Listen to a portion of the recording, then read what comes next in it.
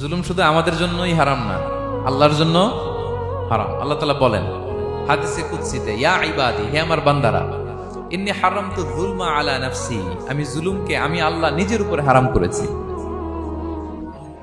ওয়া জাআলতুহু বাইনাকুম মুহাররামা, এবং এই জুলুমকে তোমাদের উপর হারাম করেছি। ফালা তাযালামু, তোমরা একে অপরের উপর জুলুম করো না। জুলুম শুধু আমাদের উপরই হারাম না, আল্লাহ নিজের উপরও হারাম করেছেন। তাহলে জুলুমের সাথে কি মুমিনের কোনো সম্পর্ক থাকতে পারে? পারে না। এবং আল্লাহ তাআলা কখনো কোনো বান্দার উপর জুলুম করেন না। ওয়া আন্নাল্লাহা লাইসা বিযাল্লামিন লিল আবিদ, তিনি তার বান্দার উপর জুলুম করেন না। কোনোভাবেই যেন জুলুম না হয়ে যায়, এজন্য আল্লাহ তাআলা কিয়ামতের দিন মাওয়াজিনাল কিসত, ন্যায়ের মানদণ্ড তিনি প্রতিষ্ঠা করবেন, যাতে একটু ভুল না হয়ে যায়, জুলুম না হয়ে যায়।